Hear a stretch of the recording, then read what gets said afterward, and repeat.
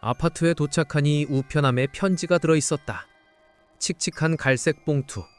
틀림없이 켄타에게서 온 것이다. 켄타의 편지는 벌써 30통째다. 이번에는 조금 시간이 걸려서 걱정했는데 여전히 튼튼한 글씨체다. 방으로 들어와 봉투를 뜯었다. 봉투의 글씨와는 달리 편지 글씨는 흐트러져 있었다. 나는 편지에서 눈을 떼고 무언가를 떠올렸다. 나는 익숙치 않은 운전에 피로를 느끼기 시작했다. 산 깊은 시골의 굽이굽이 구불거리는 길은 처음 1시간 정도였다. 조수석의 켄타는 운전을 바꿔줄 기미를 보이지 않았다. 평소에는 항상 이 녀석이 운전을 담당했었다. 나는 조금 넓어진 길이 보이자 길가에 차를 세웠다. 켄타는 의아한 얼굴로 "왜 그래?" 라며 나를 쳐다보았다. "운전 좀 바꿔줘." "나는 지금 정진 중이다. 법을 어길 수는 없어." 그러더니 합장을 했다. 이 녀석은 절의 장남으로 장래의 스님이 될 녀석이다. 법을 어길 수는 없다고? 네가 과속으로 한번 면허정지당하고 할 말이냐? 그래도 스님이야? 나는 따져 물었다.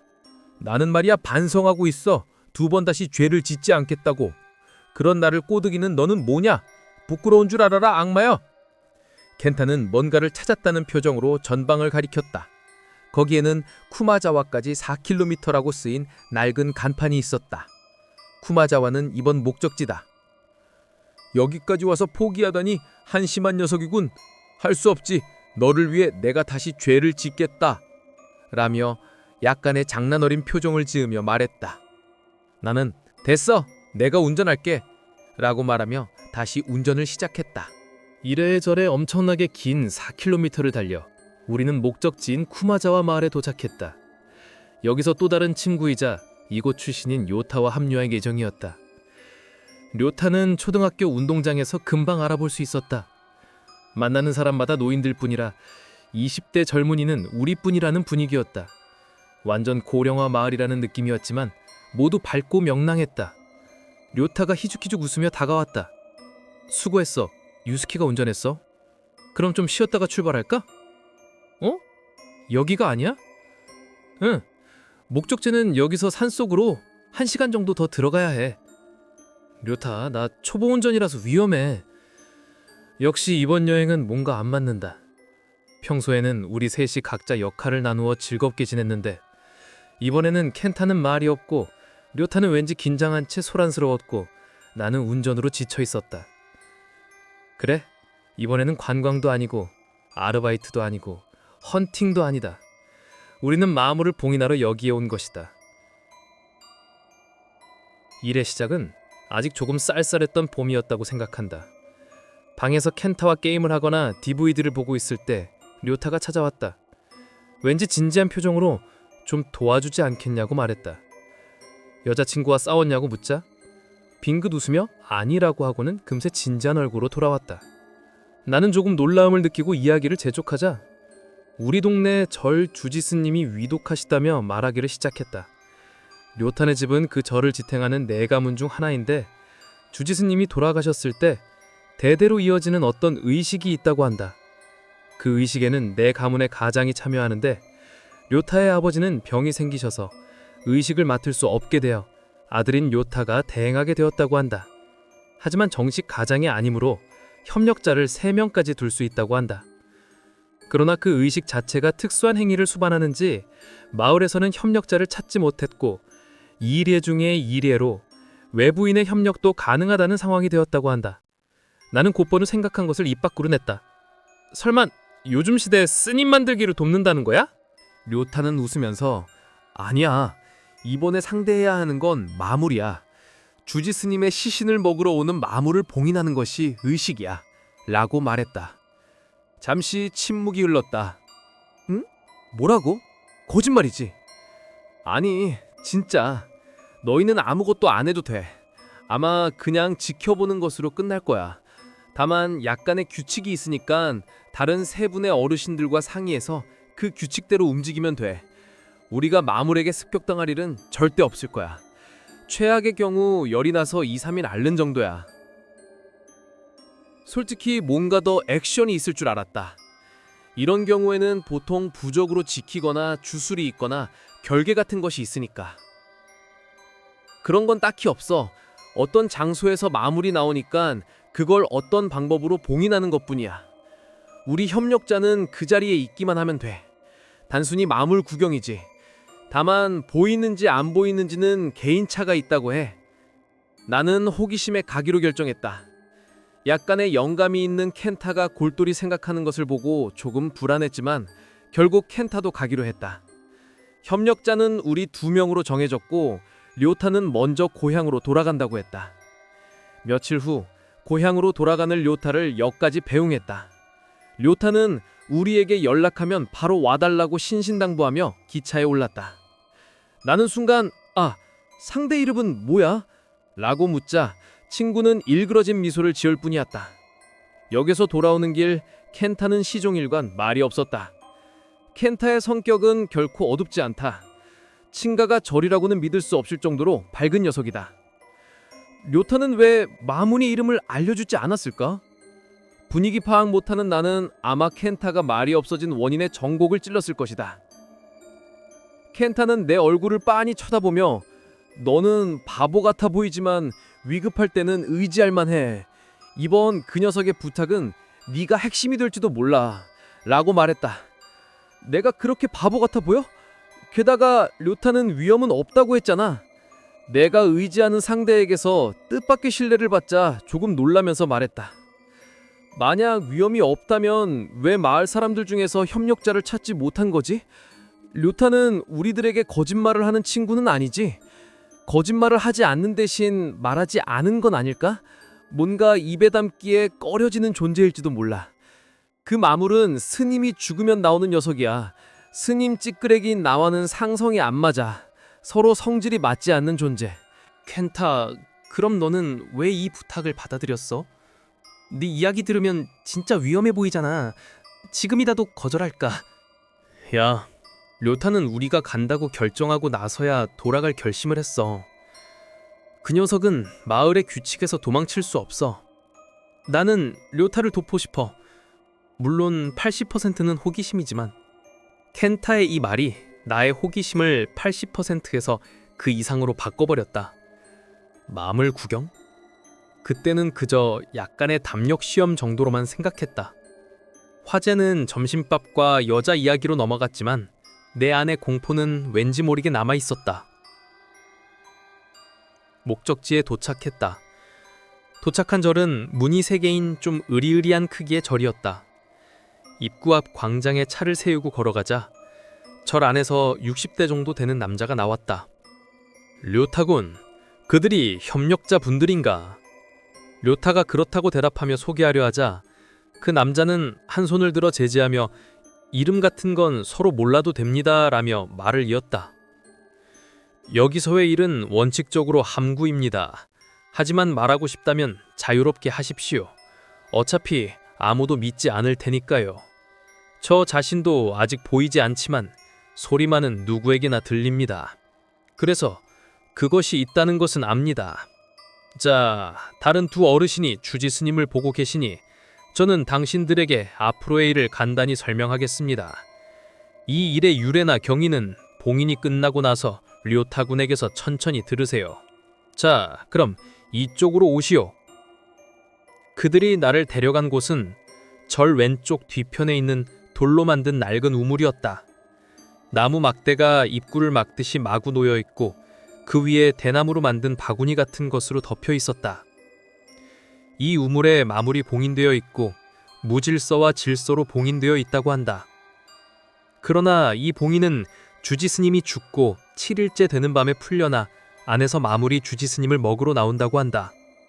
요컨대 우리들의 직접적인 일은 새로운 봉인을 하는 것으로 새로운 나무 막대를 우물 입구에 무작위로 놓고 그 위에 바구니를 덮는 것이다. 여기서 나무 막대는 캠프파이어 때처럼 삐뚤삐뚤한 격자 모양으로 놓는데 1단에 7개, 2단에 7개 하는 식으로 총 7단을 쌓으라고 했다. 단, 6단에만 8개의 나무 막대를 사용하라고 지시했고 그 8개 중 하나의 막대는 특별하며 어떤 저주가 걸려 있다고 한다. 나머지 49개의 막대는 이 하나를 지키는 덤이다. 덧붙여 말하면 어느 단에 그 하나를 넣을지는 매번 다르며 한 번 봉인하면 그 후에는 낡아서 썩는 대로 둔다고 한다. 다음 봉인은 다음 주지 스님이 돌아가시기 전에 하고 돌아가시면 다시 봉인한다. 주지 스님이 돌아가시기 전후 2번만 우물에 봉인을 하는 것이라고 한다. 어쩐지 나무 막대가 새 것이었다. 한 가지 의문이 들어 물어보았다. 우리 이 봉인을 할 때 없어도 됐던 건가요? 갈 때는 좋고 돌아올 때는 무섭다고 하지. 이 봉인은 주지 스님이 돌아가시기 3일 전에 만든 것으로 신이 부타라고 해서 힘이 별로 없어. 막대기도 하나 부족하고. 주지 스님이 돌아가셔서 힘이 강해진 마물을 다시 봉인하기 위해 일부러 덮어 씌우는 거야. 거기서 너희들이 쌓을 것이 야키 부타야. 이건 진짜 못 나오게 하는 봉이냐. 이게 중요해. 돼지를 만드는 것은 의식에 참여하는 4명 중 가장 젊은 사람의 일이고 당연히 료타와 우리들인 것이다. 대략 우리들의 역할은 이해할 수 있었다. 아니 가장 중요한 역할이다. 료타는 그렇다 치고 우리 2명은 보조다. 아저씨, 그럼 본당에 가서 주지 스님께 인사드리고 올게요. 그리고 밥 먹죠. 시신을 보는 것은 참을 수 없었지만 평범하게 관에 들어 있어서 직접 볼 일은 없었고 다른 2 어르신은 앉아서 경을 외고 있었다. 오늘이 사후 6일째 시신. 상상만으로도 식욕이 사라졌지만 그것을 눈치챈 요타가 제대로 방부 처리했으니 생각하는 것보다 깨끗하다고 작게 속삭였다. 절의 휴게실에서 나이 지긋한 아주머니가 주먹밥과 된장국, 그리 간단한 반찬을 가져다 주었다. 우리를 보더니 산스님 수고 많으십니다 라고 입을 모아 말했다. 산스님? 그게 뭔데요? 당연히 료타에게 질문했는데 대답은 왠지 켄타에게서 돌아왔다. 아마 돕는 스님이라는 의미일 거야. 3명을 돕는 사람. 맞아. 그런데 역시 이상하다고 생각하지 않아? 뭐가? 마물 봉인하는 우리가 산스님이라니 말이야. 아, 그렇구나. 생각이 정리되지 않았다. 켄타가 주먹밥을 집어 안에 있는 매실장아찌를 꺼내 먹기 시작했다. 봉인의 경위 같은 걸 듣고 싶긴 한데 역시 끝나고 나서겠지? 매실장아찌 맛이 났는지 얼굴을 찡그렸다. 불필요한 지식이 없어도 할 수 있는 일이고 저 녀석처럼 호기심 덩어리인 녀석은 알면 또 무언가 할 것 같으니까 일부러 나를 보지 않고 말했다. 나도 납득했지만 마음속에 여전히 남아있는 불안감 또는 공포감, 미묘한 감정을 나는 깨달았다. 어쨌든 내일 저녁까지는 한가하겠군. 료타는 바쁜 것 같아서 나와 켄타는 절 안을 산책하며 시간을 보냈다. 그때 본당의 부처님과 주지스님께 향을 피우고 있었는데 켄타가 천장을 빤히 올려다보고 있었다. 나도 흥미가 생겨 올려다보니 큰 나무 기둥이 가로질러 있었고 거기에는 나무패가 20여 장 걸려 있었다. 오? 이거는 하고 생각하고 있는데 뒤에서 대대로 이 절의 주지스님 이름이요 라는 소리가 들렸다. 우물로 안내해준 아저씨였다. 오른쪽 끝이 초대 봉인당사자의 이름인데 글씨가 너무 훌륭해서 못 읽겠지. 아마 이번에 돌아가신 주지스님의 26대 전일 거야. 말만 하고 아저씨는 복도로 사라졌다. 명찰을 세어보니 24장밖에 없었다. 켄타는 그 초대라는 사람의 명찰을 뚫어져라 쳐다보며 움직이지 않았다. 아는 사람이야? 에? 야, 너 너무 걸려 넘어지는 거 아니야? 일부러 그러는 거야? 켄타가 웃었다. 지금의 켄타에게는 너무나 어울리지 않는 웃음이었다. 주변도 어두워지고 우리 방에는 이미 이불이 깔려 있었다. 어르신들과 교대로 밤샘을 해야 한다고 한다. 방을 나갈 때 오늘 밤부터 소리가 들리겠지만 신경 쓰지 마라 라고만 말하고 갔다. 잠이 들고 주위가 조용해지자 곧 소리가 들렸다. 소리라기보다는 울음소리다. 미야, 미야, 니 같은 마치 아기 고양이 울음소리였다. 고양이를 너무나 좋아하는 나는 저절로 이불을 걷었다. 단순히 심심해서 놀아주려 한 것이다. 내 무릎을 켄타의 손이 잡았다. 아플 정도로 힘이 들어가 있었다. 고양이 아니야. 절대 밖으로 나가지 마. 억누른 듯 낮은 목소리. 순간 서늘해져서 나는 이불로 돌아왔다. 어중간하게 어떻게든 도와주고 싶다는 기분이 드는 아기 고양이 목소리다. 아마 고양이를 좋아하는 사람이라면 알 것이다. 그저 신경 쓰지 않으면 아무것도 아니었고 정신을 차리니 아침이 되어 있었다. 아마 운전 피로도 있었을 것이다. 얼굴색이 안 좋은 켄타는 이미 일어나 있었다. 아니, 한숨도 못 잤다고 한다. 너의 둔감함은 대단하다. 아침 인사 전에 한마디였다. 점심이 되고 드디어 저녁이 되자 나는 이 사건으로 지금까지 겪었던 충격 중 가장 큰 충격을 받았다. 문제의 우물 앞 큰 나무에 사람이 매달려 있었다. 정확히 말하자면 주지 스님의 시신이었다.